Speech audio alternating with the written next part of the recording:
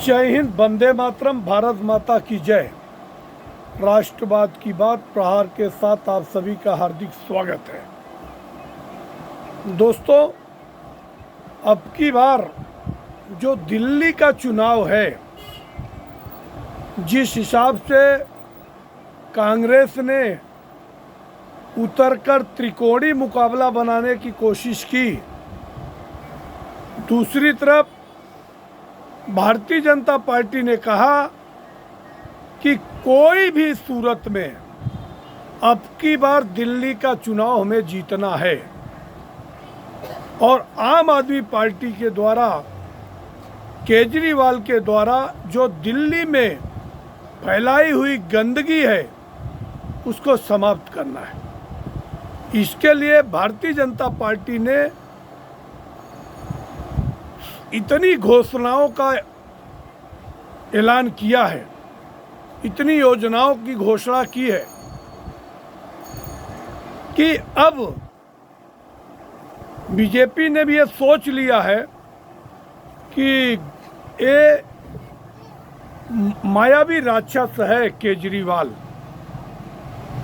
और मायावी राक्षस जैसे हिरण्यकश्यप था कि उसने भगवान ब्रह्मा को उनकी पूजा करके उनसे ऐसे वरदान ले लिए कि मैं चाहे जो करूं, मुझे कोई मार न पावे, न कोई देवता मारे, न राक्षस मारे, न कोई आकाश में मारे, न पाताल में मारे, न कोई जमीन पे मारे, न घर में मारे, न घर के बाहर मारे, न जमीन पे मारे, न मतलब कहीं मार ही नहीं पाए, न अस्त्र से मारे, न शस्त्र से मारे।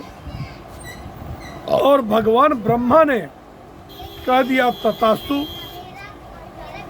फिर उसने अत्याचार करना शुरू कर दिया। और उसकी एक बहन थी होलिका, उसको ऐसा वरदान था कि अगर वो आग में बैठ जावे तो उसके साथ बैठने वाला जल जाएगा, वो बच जाएगी। तो भगवान ब्रह्मा के आशीर्वाद से वो उपद्रव करना शुरू किया। उसके ही बेटे प्रहलाद को वो तमाम याचनाएं दी। अंत में एकदम खंभ को गर्म करके और उसी खंभे में बांध दिया। और बाद में भगवान विष्णु को नरसिंह का अवतार लेना पड़ा और उसी खंभ में से प्रकट हुए और फिर भागा हिरण्यकश्यप और उसका पीछा कर लिए। भागते भागते उसको पकड़े और उसको अपने गोदी में बिठाए। उसने कहा था, न जमीन पे, न आसमान पे, न खाट पे, न सैया पे, उन्होंने अपनी पालथी पे उसको सुलाया। न घर में, न घर के बाहर, तो घर के बीच में डहरीचा पे बिठाया। और वहाँ उसका न शस्त्र से, न अस्त्र से, तो अपने नाखूनों से फाड़ कर उसका खून पिया। तो ऐसा ही आतिताई अरविंद केजरीवाल दिल्ली के लिए अब साफ बन चुका है। तो भारतीय जनता पार्टी के संकल्प पत्र से पहले केजरीवाल ने एक चाल और चल दिया। उसने मोदी जी को लेटर लिख के कह दिया कि अगर मेरी सरकार आई तो डीटीसी में किसी भी स्कूली बच्चों को 1 रुपया लगेगा नहीं, फ्री, उनको भी फ्री करूंगा। और दूसरा एक लेटर लिख दिया मोदी जी को कि मेट्रो में भी आधा पैसा, आधा किराया लगना चाहिए। वो आधा केंद्र सरकार से है, आधा दिल्ली सरकार से है। और एक घोषणा और आज कर दिया, कल एक घोषणा कल भी किया कि पूर्वांचली ज़्यादातर दिल्ली में किराए पे रहते हैं।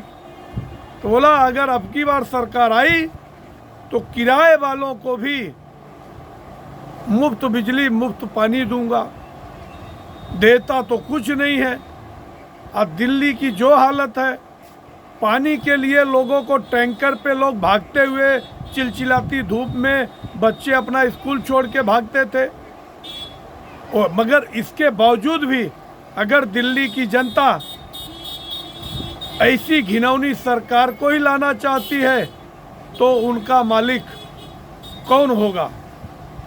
अब उसने आज एक और घोषणा कर दी कि सफाई कर्मी अब बेचारे रिटायर हो जाते हैं, झोपड़पट्टी में रहने को मजबूर होते हैं कि उनके पास इतने पैसे एक साथ होते नहीं कि वो खुद का घर ले ले।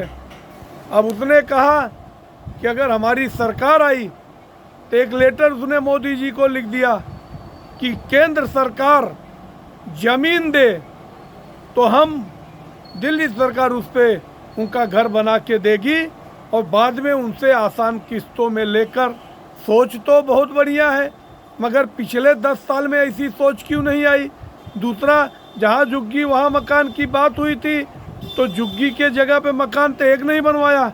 मोदी जी ने तो 4 लाख से अधिक दिल्ली वालों को घर बना के दिए हैं। और इसलिए एकदम बौखलाया हुआ केजरीवाल अभी अनेक कितने भी घोषणा और करने वाला है, मगर उसको भी पता है कि घोषणा भले मैं कर दूं, अब की बार मैं आऊँगा नहीं। यही सेम पैटर्न राजस्थान में शुरू किया था गहलोत की सरकार ने। एक एक लोगों को हाथ में मोबाइल दे दिया था। 25 लाख का लोगों को मुफ्त इलाज का घोषणा कर दिया था, मगर सारी योजनाएं उनकी धरी की धरी रह गई और वहाँ की जनता ने उखाड़ के फेंक दिया। और यहाँ तक आज वो मुँह दिखाने लायक नहीं है। और वही अशोक गहलोत आके दिल्ली में वही घोषणा सेम किए कि अगर हमारी सरकार दिल्ली में बनती है तो हम भी लोगों को 25 लाख का मुफ्त इलाज देंगे। और कांग्रेस के तेलंगाना के मुख्यमंत्री आके कहे कि हम यहाँ पे लोगों को मुफ्त राशन 10 किलो अनाज देंगे और 300 यूनिट बिजली फ्री देंगे। अरे आप तेलंगाना में तो दे नहीं रहे हो। कर्नाटक में सरकार की हाल ऐसी हुई कि वहाँ पे पारित करना पड़ा कि जितनी 5 योजनाएं अगर हम लागू करते हैं तो फिर हम 1 रुपये का विकास कार्य नहीं कर सकते। और हिमाचल की तो ऐसी हालत हो गई कि कर्मचारियों को ही 2 महीने का वेतन देने को नहीं है। वहाँ के विधायकों को 5-5, 6-6 महीने से वेतन नहीं मिला है। चोरी की दुकान चल रही है, उससे उनका परिवार चल रहा है। मगर भारतीय जनता पार्टी जो कहती है वो करके दिखाती है। धारा 370 जो कि अपने देश में कहा जाता था कि ये कभी हट ही नहीं सकता है, और महबूबा मुफ्ती कहती थी कि अगर धारा 370 हटी तो यहाँ खून की नदियाँ बह जाएंगी, और बाद में कुछ नहीं हुआ। धारा 370 को उखाड़ फेंका। और राम मंदिर तो 500 साल की तपस्या थी, मगर मोदी सरकार ने बना के एक रोज का हिंदू मुस्लिम विवाद ख़त्म कर दिया कि एक वो बड़ा वोट बैंक था लोगों का। तीसरा मुद्दा, अब यूसीसी तो कोई मुसलमानों के खिलाफ इसको बताता है, जबकि संविधान में इसका वर्णन है कि देश में एक देश एक कानून होना चाहिए, सबके लिए समान विधान होना चाहिए। वो भी मोदी सरकार उत्तराखंड में लागू कर दी। अब पूरे देश में इसका चल रहा है अगला प्रोसेस कि वक्फ बोर्ड की मनमानी पे रोक कैसे लगे, कि किसी की पुश्तैनी ज़मीन पे कभी भी उठ के आके कह देते हैं कि ये हमारी ज़मीन है तो बेचारा लाचार परेशान, उसके लिए कोई कोर्ट कचहरी भी नहीं है कि कोई उसकी सुनवाई हो। जहाँ सुनवाई होगी वहाँ पे उनके ही चट्टे बैठे हैं, सब मुसलमान बैठे हैं, उनकी ट्रिब्यूनल कोर्ट है। तो इसके लिए अब उसके खिलाफ भी, जो कि वक्फ बोर्ड अधिनियम बिल 2024 शीघ्र ही आने वाला, हो सकता है इसी सत्र में पेश किया जाए और पारित कराया जाए। तो इन सभी दृढ़ इच्छा शक्ति के कारण भारतीय जनता पार्टी ने दिल्ली में वहाँ के लोगों के लिए जन कल्याणकारी योजनाएं, जो लाडली बहना योजना जो मध्य प्रदेश में पिछले 3 साल से लागू है, महाराष्ट्र में लोगों को एक साथ 4-4 किस्त दी गई, और अब उम्मीद है कि शीघ्र ही महाराष्ट्र में अगली किस्त भी लोगों की आएगी, जो 3 महीने की किस्त आएगी, प्राप्त सूत्रों से हमें पता चला है। अब जेपी नड्डा ने कहा कि हम महिला, जो गर्भवती महिलाएं हैं, उनको 21,000 रुपये और उनको बेबी किट देंगे पूरा, सभी गर्भवती महिलाओं को। दूसरा उन्होंने कहा कि 300 यूनिट बिजली हम फ्री देंगे। ये दुनिया में ढोल पीटते फिर रहा था कि 200 यूनिट फ्री दूंगा, मगर बीजेपी सरकार बनती है तो और भी 100 यूनिट लो फ्री में, अपनी पूरे घर में उजाला करके रखो, 24 घंटे लाइट चलाओ। दूसरा उन्होंने कहा कि 24 घंटे लाइट दूंगा।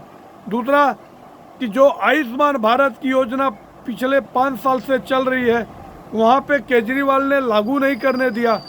तो जेपी नड्डा ने कहा अगर हमारी सरकार आती है तो पहली कैबिनेट में आयुष्मान भारत की योजना लागू होगी और यहाँ के बुजुर्गों तक 10 लाख का बीमा दिया जाएगा। ये एक साहसिक फैसला है। अगला उन्होंने कहा कि हम यहाँ की बहनों को 2500 रुपया देंगे सम्मान निधि।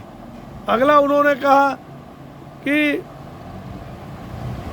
सिलेंडर हम 500 रुपये में देंगे। अब राजस्थान में पिछले नवंबर 2024 से फ्री दिया, 450 रुपये में सिलेंडर मिल रहा है। जिसको भी देखना है आप करेक्ट कर सकते हो, आप खुद जाके गूगल पे चेक कर सकते हो, या अगर आपके कोई रिश्तेदार रहते हैं जो उनको मिल रहा है 450 रुपये में गैस सिलेंडर।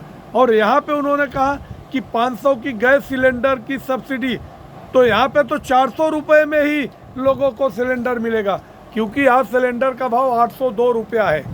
तो 402 रुपये में लोगों को गैस सिलेंडर मिलेगा। हाँ, सब्सिडी आपको बाद में आती है, इसके लिए पहले आपको 802 रुपया देना है, बाद में आपको 500 रुपया रिटर्न आएगा। तो 302 रुपये में गैस सिलेंडर, ये पूरे भारत में कोई सरकार नहीं दे सकती।